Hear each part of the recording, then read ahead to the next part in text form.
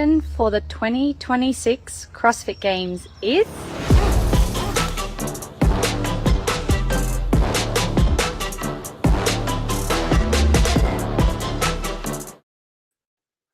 Welcome everyone to the podcast. I am your host, Chase Ingraham, and we are back and we are live for the first time since we got this thing going back in the old CrossFit Games podcast days. It's rebranded and we are ready to bring you guys breaking news of the game season as it unfolds, everything that's going to happen in the off season, athlete interviews, and a lot of exclusive access you guys couldn't get anywhere else. But most importantly is that we are live to be here with you, the CrossFit community. So drop your comments, drop your questions, drop your insults if you want to as we go through that. We might even make a segment out of the best comments and trolls that we have on this show. But I know everybody is here for one thing and one thing only. That is to announce the location of the 2026 CrossFit Games for next season. And we can't think of anyone better to break this news for the game season than your 8-time CrossFit Games champion, Tia-Clair Toomey.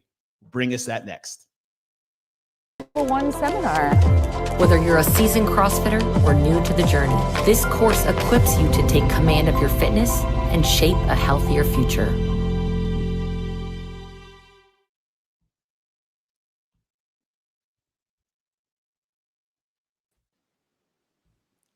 Tia,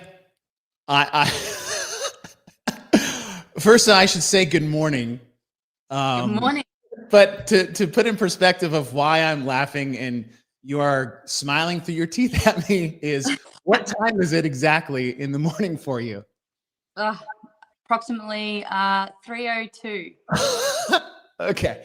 So I will start off with just, I sincerely apologize for not knowing exactly where you were in the world when we asked you to come on the show, but it's 3 o'clock in the morning. And Tia, look, performance away from the games, what I've really loved watching you, I would say over the last year or two, is really what you have been bringing outside of the competition floor. And I know a lot of people talked about that. Dave has talked about that specifically, is just you have really rooted yourself in everything outside of the competition floor. And it's been clear as day. And the fact that you don't even have to do this. Right? we dropped this on you so late in the game, and yet you woke up at 2 a.m. to come on this show. Like, why? Yeah, like you don't have. Why are you even here? You don't even have to do this.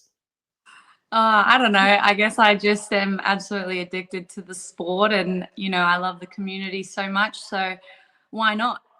Well, I don't need my beauty sleep. You're right. You don't need beauty sleep at all. That's the perfect part of that. Well, on top of that, right, outside of the CrossFit competition floor, outside of the games, you touched on the community a bit. And from the outsider, just being myself watching you, and really it's between interviews at the games, it's what you're doing during the competition floor. Everything seems so much lighter and fun for you. Where did that transition come from? Like, how has it been for you going from, hey, listen, I'm here. Really, when you start as like, I'm here for fun, and then you get second. And they're like, okay, maybe if I take this seriously, something can come from this. But through all those years and transitions, it really to me, it just seems like you're coming into your own and you're just having a lot of fun. Yeah, well, I think, when I very first started CrossFit, it was, we had just moved to a new town. So I wanted to go and make new friends. And what really allowed me to fall in love with CrossFit in the first place was the community. And I think that there's definitely a portion of throughout my career, because it has been so long, where I've gone from having just so much fun in training and being so addicted to it that you don't want to do anything else but train. And then, applying pressure to my competition career and trying to have and uphold these really high expectations, throughout the journey, potentially actually losing a little bit of that love and that passion, because I'm just so focused and tunnel visioned on the one goal of standing on top of the podium. And then my daughter coming into our life and really kind of opening up my eyes in such a great way, where it's like, there's more to life than just competing. And, competition is my true passion, and it's something that I absolutely love doing. But really trying to find that love again, and really find the enjoyment again that really kind of brought me and made me hooked on CrossFit in the first place. And so I think when you really have that nice balance and that nice structure in life, you're surrounded by really good people. That just it just makes it a true reality of how enjoyable it really is. And then, we have such a great community in Nashville, Tennessee with Improven, which is so fun. And then we also get to come over here to Australia, and it's just I just am really enjoying myself. Shay and I are loving being parents, and I think we pinch ourselves every single day being able to do what we love to do on a daily basis with our daughter. That's awesome. And it's really cool to hear, because I feel like that pressure, and not a lot of people can relate to that, right? They have pressure maybe in competition. Everybody has pressure in different ways, in different degrees, but the pressure that from the outside that maybe the fans have, the community has, like, all right, can she do it again? Is she going to win another one? And now the pressure is always like, okay, is she going to come back? What's she going to do? And those types of challenges. But what I think that sometimes, and you can speak to this way more than I can, athletes on the elite level, there is always that pressure to even if it's just make it back to the games again. Mm-hmm. And the fact that you've rooted yourself in an affiliate of which you guys own and coach people from, every walk of life, and to see that firsthand, where we see a lot of athletes tend to distance themselves from maybe the greater community, and almost in that isolation, though it was in a path to get to the games, because there needs to be an element of specificity to reach that level. But in the early days, you would see, your games athletes were just coaches at the gym because they're the only ones that could train that long. And then they became owners of the gym because they loved coaching, and that type of evolution. Do you see that immersion in the CrossFit community as a missing piece to the fun and longevity that you've had this entire time, that maybe some elite athletes might need in their careers? I think everyone's different in certain ways. So everyone is going to have to understand that my journey might not suit other people. Mm-hmm.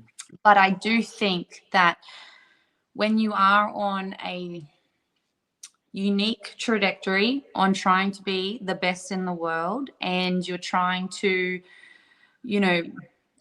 dot your I's and cross your T's and do everything that you possibly can to be the best athlete that you possibly can, it can be a very lonely journey. And so when you surround yourself within a community that will support you, and you don't necessarily need to attend to everyone all the time, because it can be quite exhausting, especially when you're exerting so much energy throughout your training. But what has been so amazing is within our gym, like our community understand the intensity of our training, and, they respect that space. But then there is this ability to walk through the doors and, interact and have those conversations and have those laughs, and, really create such an intense, high pressure environment to kind of mellow out a little bit and actually stop and smell the roses. And what's really cool is I've seen a lot of athletes come through our door of late who may have just been training by themselves, who have maybe just been trying to find a new environment. And, one thing that they're able to do is just have really great, genuine conversations with real people. Cool. And, almost stay a little bit level-headed. And I think that that's so good, because it makes people realize, I get to do this every single day. It's not that I have to do this. And, the pressure you put on yourself is really what you put on yourself. And if you have a really good, balanced team around you that help you identify and understand that, I think that that is something that is so valuable, especially when we have athletes starting at such a young age. We want to think of longevity within the sport. Our sport is so young, it's growing, and it's going to continue to grow. We want to encourage people to really have continue that drive and that determination for years and years and years to come, not just for a short period of time of 2 years. Yeah. So, longevity is so important within our sport because we're doing everything. We're trying to train absolutely everything. We don't even know what we're training for, thanks to Dave. So it really challenges the athlete, the coaches, the team, and there's a certain level of pressure within that alone. So really having that team around you and having that guided encouragement, and I don't really like to use the word fun, but it's an easy word to use, because I tell you what, when we're in training 4 weeks out from the CrossFit Games, it is not fun. But when we walk outside the gym and, we're having our coffee and we're sitting down and we're laughing and, we're having just such a fun time together and we're enjoying each other's company. And then we walk through those doors and we know it's business time. We have that balance and we have the ability to really work together and get the best out of each other. Yeah, I love that. And you hear a lot of professional athletes, especially team athletes, say the practices weren't exactly fun. The games were tough, but it was the moments in the locker room, the moments in the tunnels, or all those moments in between that really made it all worth it. And as you said, fun. You mentioned something, and we'll get to it right here, is that you talked about the games. Yeah, the games, it's a young sport, right? And as we talked about this is year 20, and all the hype since Albany for the end of year 19 as we look forward to the 20th CrossFit Games is, where are the CrossFit Games going to go? You know where they are. So could you please tell everyone else where the games will be going for 2026? All right. Drum roll, please. I didn't bring that hot. The rumors are true. Nah, I'm just joking. SAP Center, San Jose, California. SAP Center. There. That's all right. There you go. West Coast was the rumor. The rumors are true. We are going to the West Coast. And as you said, the SAP Center in San Jose, California, July 24th through 26th. Now, this is where the San Jose Sharks play. I believe you did an invitational here back in the day. Yeah. Yes, I think so. Yeah. So I actually have been there too to watch the ice hockey, which has been, it was so epic. Yeah. So this arena itself, it's been around since 93. I think it holds up to 18,000 people. Inside, it's just absolutely gorgeous. But we're coming back to the West Coast. It's going to be in San Jose. I'm super pumped. I've seen pictures of the inside. You've been in it. What's it like being in there? One, as a competitor, since you did the invitational, but from just the outside, like, what is it going to be like to come there as a fan? It is so wild. It feels like the fans are like right there, right on top. So from an athlete point of view, it's going to be like the crowd, like it's going to be so electric. We always thought that, the crowd was just crazy in Madison, but here it's going to be amplified, I think. And also the location of it. It's going to be, especially for international people, it's going to be way easier to travel to. It's in a well built up area where there's going to be enough accommodation. So, well, I don't know. Maybe there's going to be get your tickets now, but I think that that's something that is super convenient for athletes trying to arrive and also leave the venue. The convenience of that's going to be really good. And then everyone's going to just have a really fun time. I'm super excited about this. That's awesome. I'm so excited too. My first CrossFit Games was back in, I was late to the Aromas party, which was 2007 through 2009. But my first games was in 2010. And I've been in a fortunate position to go to every one since then. And we've moved from Carson to Madison, Fort Worth to Albany, and now we're coming to San Jose. I'm so pumped. It's back in California, really where, I mean, it's not to say a stone's throw, but it is close to the origin days of Aromas, California. It's not that far of a drive. So not to say everybody should, drive around and try to like hop fences and see where the CrossFit Games originated, but there's, like I said, there's a lot of accommodations. There's a lot of history in the area, and I'm super, super excited for San Jose. Tia, listen, apologies again for making you wake up so early in Australia, but to speak for myself and everyone else in CrossFit is, you just hopping on today, I think is a testament of who you are. And I think it's a beautiful thing. I think we need more of it in the space altogether. And just thank you for all you've done. Thank you for all you do. And thank you for breaking the news today. Yeah, thanks so much. And I'm so honored. I appreciate it, guys.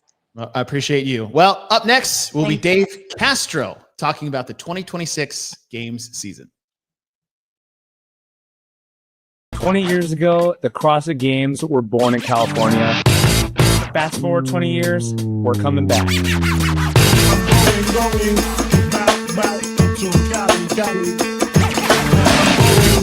I'm just going to have fun. We'll see you at the SAP Center in San Jose, California, July 24th to July 26th.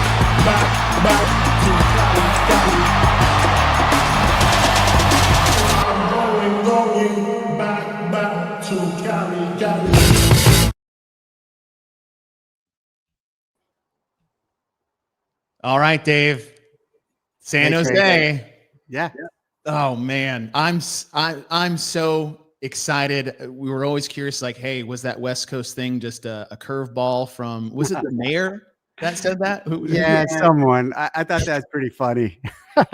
It didn't matter at that point. Like, whatever. It was good. It was good for the chatter that it created. Oh, for sure. Well, and now we know exactly where it's going to be, when it's going to be. And I mean, to listen to Tia talk about how cool it is inside this place. Obviously, you guys spent some time. Isn't she amazing? I can't, like I said, I can't say enough. I've recently started talking about this, but the fact that she is definitely the most significant figure in our sport, the most impactful, the biggest, the 8-time champion. Mm-hmm. Clearly she is the most significant person in the community, in the sport aspect of it. And it's amazing how she's developed over the years and everything she's built, besides just her dominance in the sport, but her, as she talked about her family, and then Proven. I have a friend, a former Navy friend, who's in Nashville this morning, and he texted me and he said, wow, he dropped in at Proven. He said, this gym is amazing. The coaching was so good, the location. So it's really cool what she's built. What has been like for you? Because obviously you've been, 2007 is where you're at is where the first CrossFit Games were. You've seen the warm up. This was the warm up room in the 2009 Games. Oh, really? I remember right over here, Annie Thorsdottir learning how to do GHD sit-ups for the first time. And then eventually she went out and did a muscle up, her first muscle up. And there's some iconic photos and videos from that moment. And this is also where I tested in 2008 in this room here. I actually tested the deadlift and burpee workout. And I think it was like 4 or 5 minutes. And I'm like, yeah, this will be a workout that we use in the 2008 Games. That's funny. Well, I mean, there's so much rich history where you are, but 20 years coming up for the CrossFit Games is wild to think. As long as that is, I mean, you said it before. Obviously, Tia just said it earlier. It's like it's still not in a long period of time when you think about the history of most sports that we knew have been around for hundreds of years at the oldest. But with the evolution of that, and just speaking on Tia for one more moment, is that athletes have come and gone in the sport. The evolution of the athlete has changed a bit. In the early days, it was people who just knew that this existed and signed up to compete there in Aromas, and then it became coaches who got to train more. Coaches became owners. That went away a little bit over the course of the season. And now you have Tia almost bringing that back a little bit, that old school CrossFit athlete. What has it been like for you to see Tia's evolution from beginning to where she is now? Well, let's step away from Tia for a second and what she's done, and even highlight some of the newer athletes who I think that's like someone like Tia and even Rich and some of these old school athletes kind of keeping that old school vibe alive is great and cool, but that won't have longevity to it past their careers for the most part. So seeing some of these new athletes like Dallin, like Jason, like Justin Medeiros, like James Sprague, who we just saw in the video. That was great bringing James out. And we had him do the Moffett Field announcement, which launched a couple weeks ago. Yeah. And then when we were there, we're like, hey, we're going to bring you to the SAP Center and we're going to film a bunch of stuff. Cool. And you need to stay quiet on this. And like, I don't know how well of a job he did on that. He stayed mostly quiet. He'll say he stayed quiet, but there's some backstories to that that's kind of funny. So I think the new generation and some of the things they're doing with the community and trying to highlight the community, I think they've looked to people like Tia and like Rich for guidance and inspiration and how to lean into and how to lean into the community, how to conduct themselves with the community. And that is, to go back to Tia, that is the influence of someone like her in the position she's in and the way she carries herself and the way she engages with the community, engages with the athletes, engages with the entirety of it all. Yeah. Do you feel that pendulum swinging back because of that influence that you just said? Because when you think about, the Sport of Fitness podcast, it's really that bridge between the CrossFit community and competition, which is, I feel like we're all competitive in our own personal way, or else CrossFit really wouldn't be kind of our thing. I think you're right. I feel that we're getting back to that older school style of athlete, of elite competitor, but still immersing themselves with CrossFit as a whole. What I think is mostly lost and probably won't come back, it's because of where it's evolved, and it's actually fine. But this notion, and you even talked about it in the beginning, in the early days, most of the people competing were also trainers, were also affiliate owners, were actively engaged in that way, running gyms, actually training in the gyms. And a lot of the early team was a redshirt trainer on seminar staff. You had Camille, Annie, Rich, Jason Kalipa, Chase, Margot. Like, actually, for a long time, the games became a recruiting ground for the team. I remember Margot walking into the hotel once at the end of the games in Carson and saying, "Hey, have you ever thought about being on seminar staff?"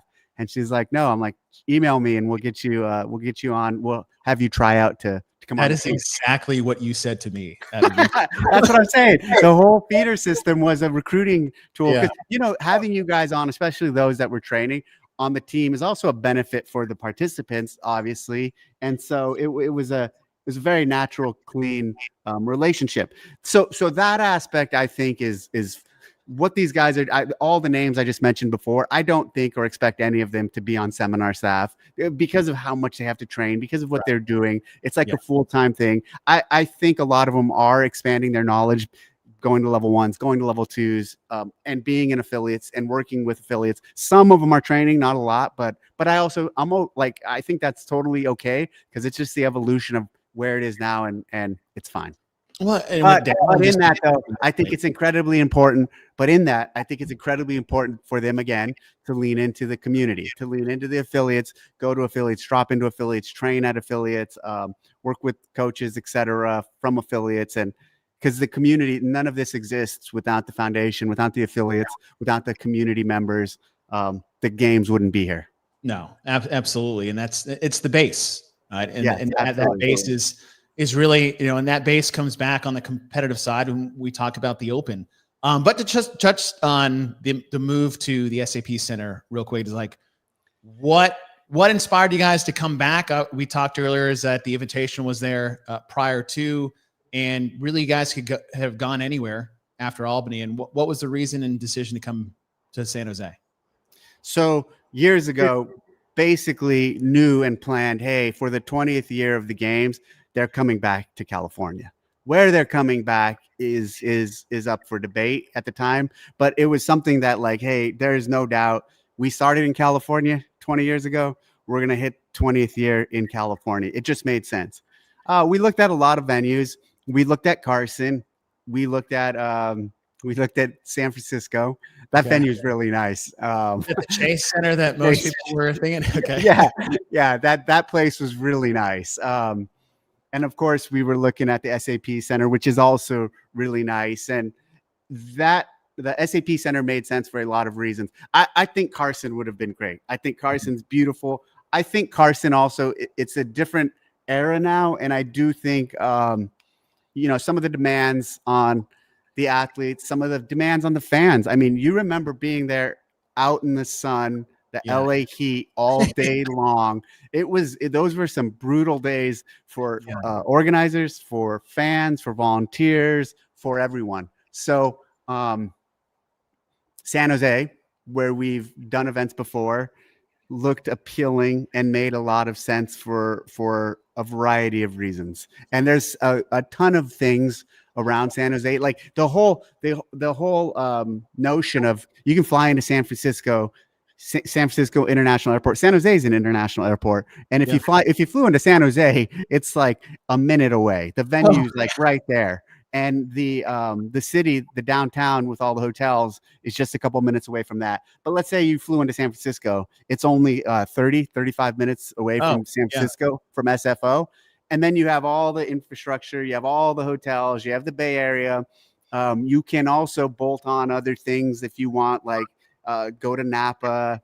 Maybe I'll have something where people can come see the ranch. The ranch is close-ish. Yeah, it's nearby. The ocean's nearby, the Sierra Nevada is nearby, Yosemite. So like you could plan this and have a really, for people traveling in, a really comprehensive experience. I will say this, we're not ready to announce, but there is another cool thing that hopefully we'll announce on this show next week or the week after, a nice other cool twist that will really round out this whole 20-year games being in San Jose. So everything right now, it's exciting. It's going to get more exciting in about a week or two when we're ready to announce the rest of the picture. But this is this foundation and what we put out is incredibly exciting.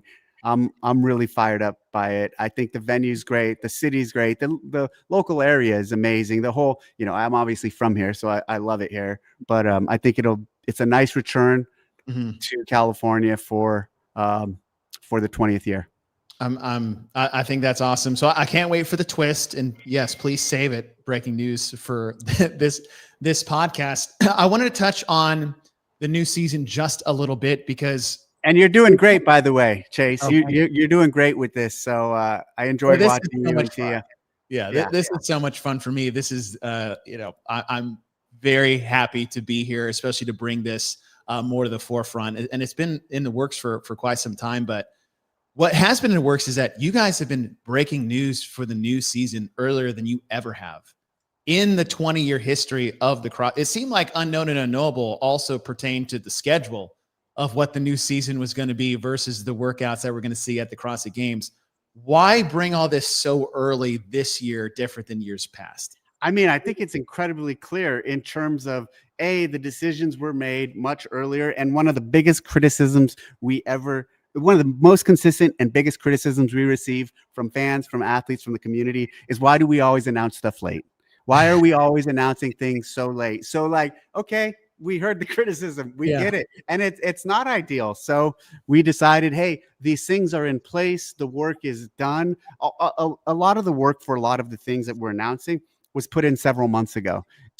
San Jose, we've been working for a very long time. Even as we were planning going to Albany, we were working on the details to make this happen. A lot of the other things, the work has been put in. We've been ahead of the curve.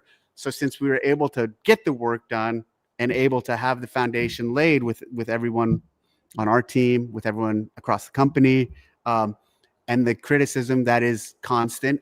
There's two criticisms we hear: the change, people get tired of a lot of the season changes, and the other one is it's just that we announce things so late. And so it's true, we have, and the reason we have announced a lot of things late in the past is because some of those things were actually late in planning or being ready to announce. It's not deliberate. It's not like, let's just hang on to this and wait to the last minute. So that's the reason, is just we had it already and we were prepared to announce it. And there's also, you take this aspect that I'll add on to, there's some nice momentum coming from the games, that coming from the media and the brand campaigns that the team did. And then coming just like since then, there's just been, and even some with the announcements, there's some really good positive momentum for the community that's coming with all of this. So just continuing to ride that has kind of been a theme.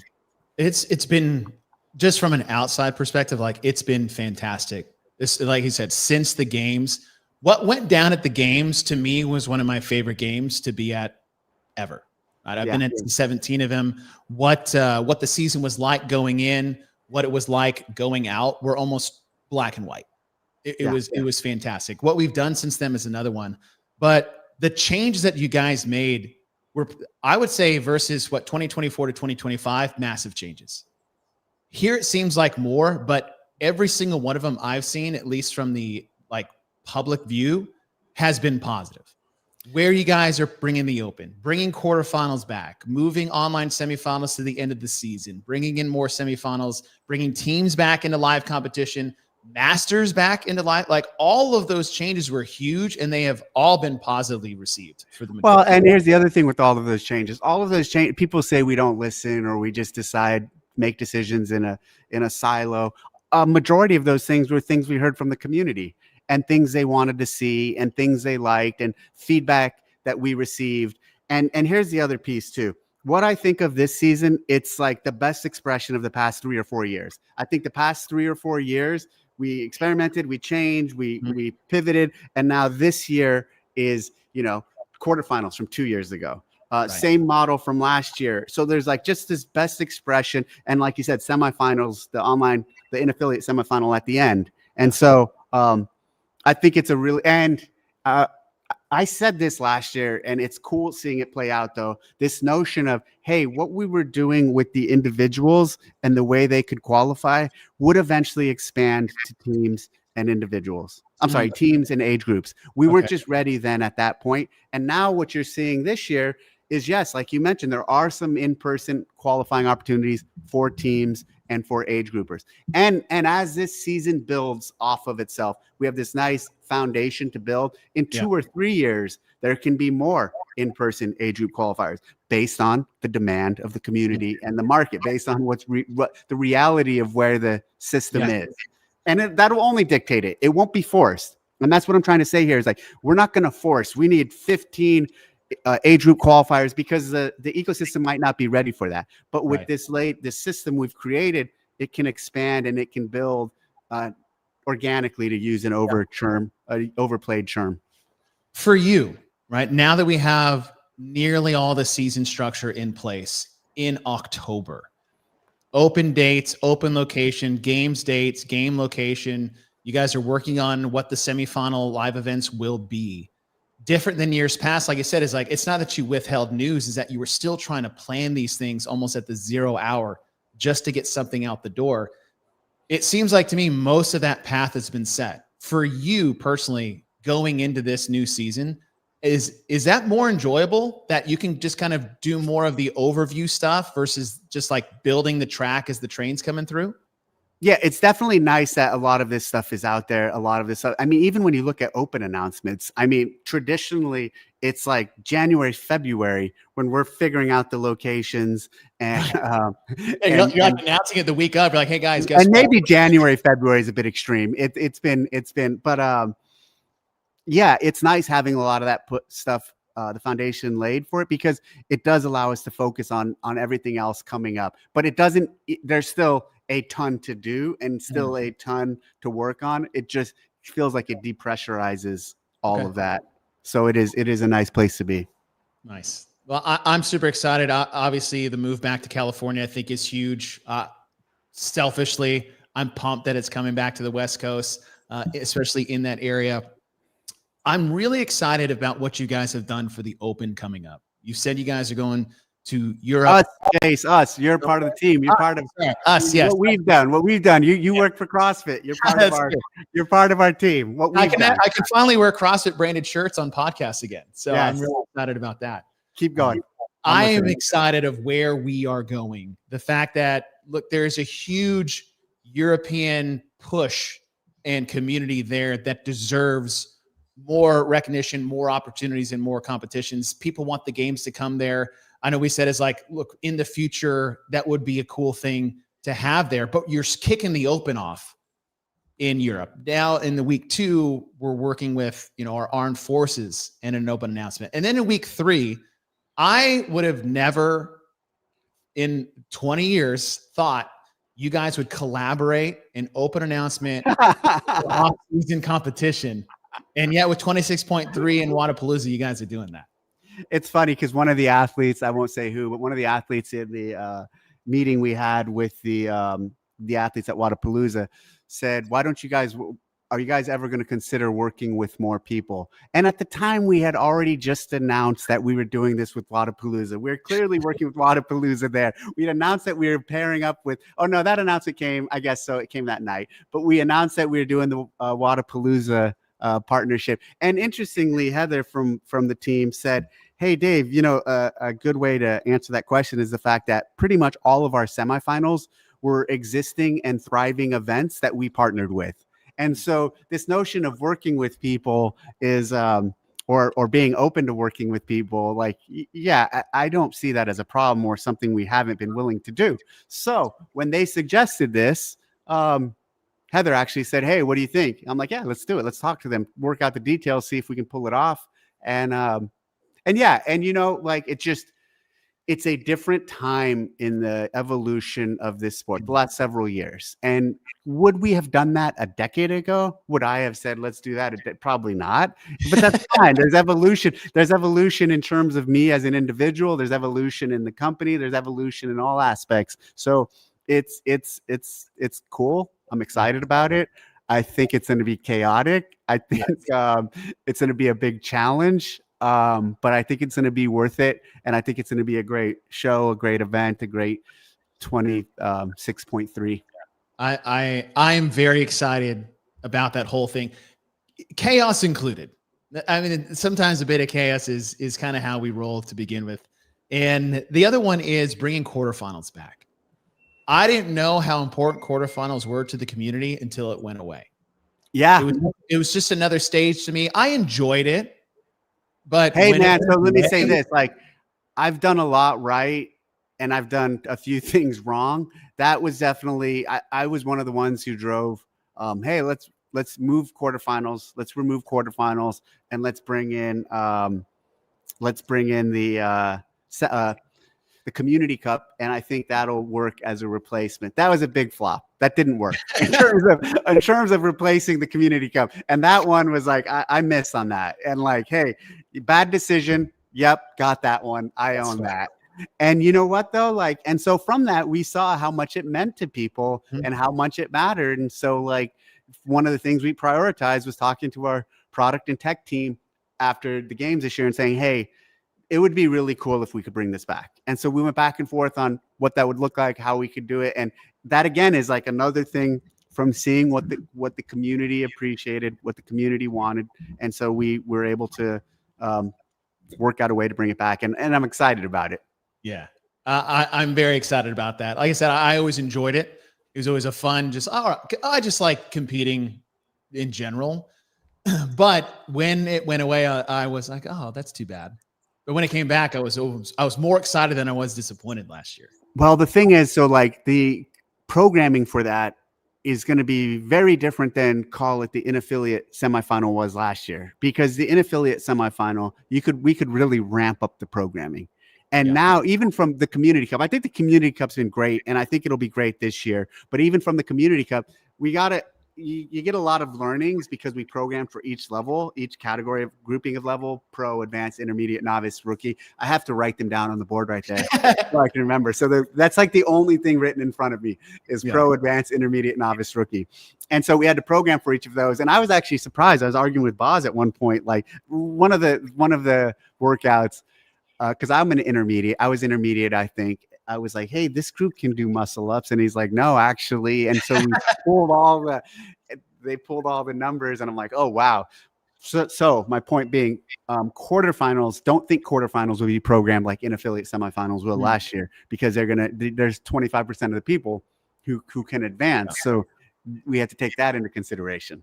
And you programmed some doozies in the quarterfinals, like 180 GHD sit-ups, pistols, and the thing is this. I didn't program those. But, the thing is this, with the quarterfinals, where was I going to go on that? You threw me off with that programming. Yeah, no, move on. All right. So, this is what I was going to say. The thing is, and again, like the best expression of over the years, this year, quarterfinals, even though they're back and give everyone else that aspirational goal of advancing to that level from the open, they're not a checkpoint for the athletes. Meaning, remember a couple years ago when we had all that drama and all that issue, and like Sydney Wells, her whole season was over because of the reps that she was penalized on that, and she couldn't advance. Meaning that's not in place this year. They still have the semifinals and the online semifinal, or the in-affiliate semifinal at the end that they can compete in. I like it. Now, we don't know all the details of the in-person semifinals and those live qualifying events, but what you've talked earlier is that we'll have some breaking news later down the road. Without spilling anything early, is that it's like, are there things in the semifinal stages coming up that you're looking forward to or excited about? There's a really cool semifinal that we're going to announce soon that is just like even this back to California theme that's really going to be exciting for the community. Okay. And so when we announce this, a lot of the same semifinals are coming back, but there's one specific one that's new. And when we announce it, I think especially the old school community, they're going to be very excited about it. I'm incredibly excited about it. And it's very California centric. It's got a California theme. So that'll be cool. You kept me on for way longer than I thought. Yeah. Look, if I get you talking and I love talking about the sport. So, all right. That said, it's new season. More info will be coming here live on the podcast as the weeks go on. We'll be bringing this live weekly on Wednesdays at 12 p.m. Central. San Jose, California, the new home of the 2026 CrossFit Games. Dave, thank you for your time. I certainly appreciate you staying on longer than I told you I would have you. But don't go away, everyone, because after this, we have a new segment of the top 10 things we've seen in the fitness space over the last week. Dave, thank you. We'll see you guys in just a little bit. Thanks, Chase. Good job with this. Thank you.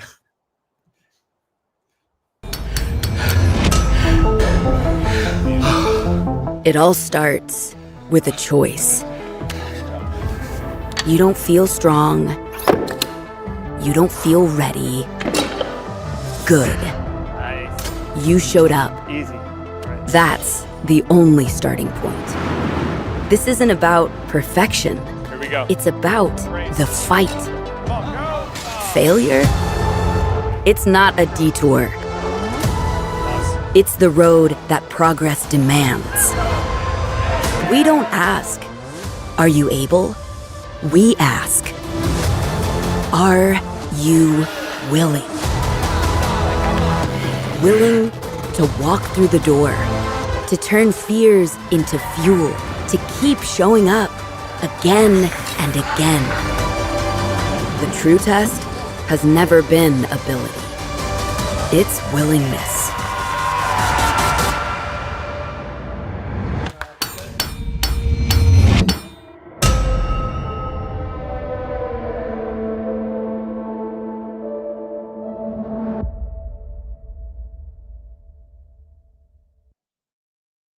I cannot explain how nice it is to have Forge Elite Fitness back on the forefront. A lot of times people say it's like, oh, we're so back. I'm like, look, Forge Elite Fitness never left. We just chose not to use it for a little while. Well, that's gone. That's dead. And thank God for that, because Forge Elite Fitness is back on the forefront. We've got a new apparel line that just released on the CrossFit store that is simply CrossFit Forge Elite Fitness. I get to put it in my email back again, which is fantastic. But along with that, the CrossFit podcast will be live tomorrow on CrossFit's YouTube channel, and they'll be talking live all about what the roots of Forge Elite Fitness were, what they mean to us today, and what they will mean to us moving forward. That said, is that we're going to start a new segment on the new podcast, which is going to highlight 10 things around the fitness space that we have seen that fall in line with that Forge Elite Fitness. It could be crazy feats of fitness. It could be little party tricks. It could be events we've seen around the space, but we're going to do a little countdown, 10 down to 1 of the 10 things we saw in the space. But you guys can be a part of this going forward. If you have a PR attempt, and it's not just dedicated to games athletes. If you got a PR attempt coming in your gym, you're going to get your first pull-up. You have an elderly woman in your gym coming for the first time. Whatever we can celebrate in the world of fitness, we want you guys to celebrate with us. So if you've got a cool video to share, post it on Instagram, tag CrossFit in the CrossFit Games, but use the hashtag in the caption, Forging Elite Fitness. That will allow us to find your videos. You can DM me directly with those crazy videos you guys have, and we will highlight them here on the show. So without further ado, we are going to bring up our top 10 Forge Elite Fitness feats I've seen in the last week for the show. And we're going to start with number 10. This comes to the German Throwdown. It just happened last weekend. It is a CrossFit licensed event. And this is one of those old school, I don't want to say local competitions because it's massive. They've got individual men, individual women. They've got intermediate scale. They have masters competitors through this, and they have pairs. So the German Throwdown just went down this past week, and they actually have a live stream you can go back and watch there on YouTube. So congratulations to all competed at the German Throwdown, but more so, congratulations to those winners of the competition. So the German Throwdown, CrossFit license event, you guys can see that. Number 9 coming in, CrossFit Mayhem went to the 806 Classic in Amarillo, Texas, just this past weekend. And the thing that Mayhem Mission does, and Rich and his team, is they travel to a lot of local events, not just in the area. They've gone to the BCS Classic. Obviously, they're here with the 806 Classic. They've gone overseas in Madrid. And, you know, Mayhem does one of those things that are always enriched in the community and building up local events in the area. So it's really cool to see some of our top athletes and top affiliates out there in the community, not just inside the walls of their own gym. So Mayhem and Mayhem Mission coming in at number 9. Number 8, we have Bailey Martin, who is doing his best to try to get on an Andrew Hiller Natty or Not video, looking extra thick this offseason. Number 7, we have Dallin Pepper living his childhood dream of what I could only assume is a male cheerleader. And we talk about the top of the pyramid. We look at sports is regularly learn and play new sports. Dallin Pepper out there being the base of this cheerleading stump. So it's cool to see some athletes out there doing these reels in other sports. So congrats to Dallin on that. Number 6, we have 15 pullovers in 31 seconds. Now this is at CrossFit Goliath. I don't think, one, my shoulders would not be able to sustain this tension over the course of that, but the dizziness factor, here they peep at her hands. No grips for this entire effort. 15 pullovers in 31 seconds. My favorite part of this is actually going to be the dismount, because not only am I incapable of doing this more than twice, but the fact that she's not even dizzy afterwards is insane. Number 5 on our top 10 list, we have Scott and Kristen Panchek. Now, I want to see this. If you guys are going to do any video, this is the challenge I want to see. It is 3 levels of a partner push-up. This is level 2. Level 2, hooking behind. Now, level 3, if they're going to try to get this, do this carefully. But I want to see how many people out there can find a partner and get level 3. Don't forget to use the hashtag Forge Elite Fitness in your video. Number 4, speaking of regularly learn and play new sports, this might be an old sport for Lucy Campbell, but she is revisiting her gymnastics days, trying some front flips. I would be incapable of this completely, but it's really cool to see athletes out there trying new things, teaching themselves old tricks. And also it's nice to see her wrist completely holding on in these attempts that she had, but a lot of fun. So it's really cool to see athletes out there experimenting in different avenues. And always please post the fail videos as you do this. Number 3, we are going to the Crash Crucible that just went down last weekend, and Paige Powers, now Rogers, is back after having her baby, and she takes the win there for the women. For the men's side at Crash Crucible, Colton Mertens is your back-to-back champ as he continues his off-season dominance just as he did last year. So thank you to Colton Mertens and congratulations. Number 1, I was having no idea where this was going, but to me, this was the most impressive feat of fitness I saw. This is a single arm, single leg, squat snatch with a 32 kilogram kettlebell. And then he goes, everybody's like, oh, I know. Turkish get up? No. It's a Turkish sit up into a pistol, into an overhead position, and then standing up all the way. That is your top 10 feats of fitness we saw over the last week. If you guys would like your video to make the top 10 list for next week's show, post a video of you doing something impressive in the world of fitness. Make sure you tag CrossFit in the CrossFit Games. Also, use the hashtag Forging Elite Fitness in your video. If you want to learn more about Forging Elite Fitness and where that came from and what it means in the world of CrossFit, go to the CrossFit YouTube channel tomorrow. They will be live speaking exactly on that topic. But for the 2026 season, we know we're going to finish in San Jose, California. But between now and then, breaking news for the sports season will come directly from this show. We'll be live every Wednesday at 12 p.m. Central. So mark your calendars, hit the announcements. Make sure you guys are there live with us. We'll see you in the comments. We'll see you guys out on there on Instagram trying your feats of fitness. But most importantly, guys, thank you for being here. We're back, we're live, and we're better than ever. And we'll see you guys next week.